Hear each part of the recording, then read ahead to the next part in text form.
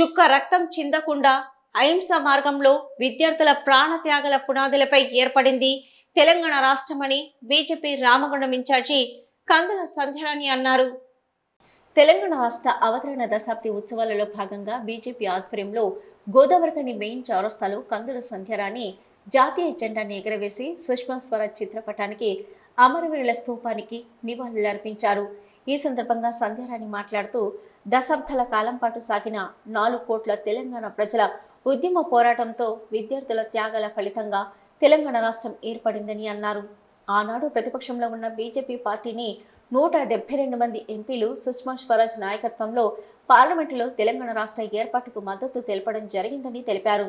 తెలంగాణ రాష్ట్ర ప్రజల ఆకాంక్షల మేరకు ఏ ప్రభుత్వమైనా నడుచుకోవాలని, లేదంటే తెలంగాణ ప్రజలు బండకేసి కొడతారన్న నిజం ఇప్పటికే రుజువు చేశారని, కొత్తగా ఏర్పడిన కాంగ్రెస్ ప్రభుత్వం కూడా ప్రజల అభిష్టం మేరకు నడుచుకోవాలని అన్నారు.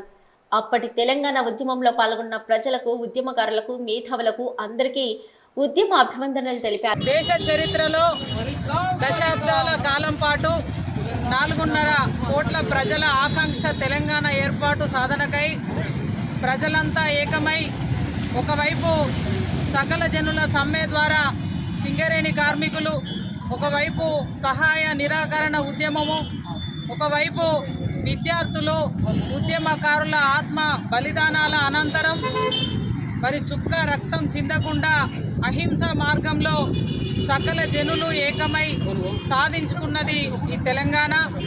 అప్పుడు మరి ప్రతిపక్షంలో ఉన్నటువంటి భారతీయ జనతా పార్టీ 172 మంది ఎంపీలు తెలంగాణ మద్దతుకై నిలబడి ప్రత్యేక తెలంగాణ రాష్ట్ర ఏర్పాటే ఏకైక లక్ష్యంగా ముందుండి నడిపించినటువంటి సుష్మా స్వరాజ్ గారిని జ్ఞాపకం చేసుకుంటూ అమరవీరులకి జోహార్లు అర్పిస్తూ ఎంతోమంది కవులు, కళాకారులు, ఉద్యమకారులపై కేసులైనా, ఎన్ని ఇబ్బందులైనా ఆకలితో కడుపు మార్చుకున్న ఉద్యమంపై పడమదిప్పని పోరాటం చేసిన ప్రతి ఒక్కరికి కూడా హృదయపూర్వకంగా మేము ధన్యవాదాలు తెలియజేస్తూ ఉన్నాము. తెలంగాణ ఏర్పాటు చేసుకున్నాము. ఇవాళ ఒకటే మొన్నటి ఎన్నికల ఏదైతే తీర్పు ఉన్నదో ప్రజలు అనుకుంటే గుండెలో పెట్టుకుంటారు, కాదనుకుంటే ఎట్లా నేల కొట్టానో కూడా ప్రజలకు తెలుసు అనేటువంటి తీర్పుని మొన్న ఎన్నికలలో చూపెట్టిండ్రు.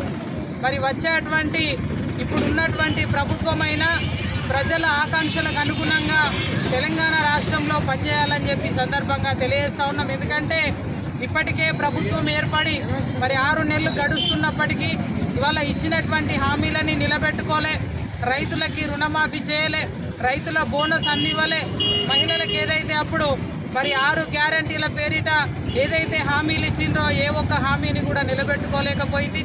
కాబట్టి ప్రజలకి మీరు ఇచ్చినటువంటి హామీలని తెలంగాణ ప్రజలు ఏదైతే మార్పుని కోరుకున్నారో దాన్ని మీరు నిలబెట్టుకోవాలని చెప్పి సందర్భంగా తెలియజేస్తూ ఉన్నాము.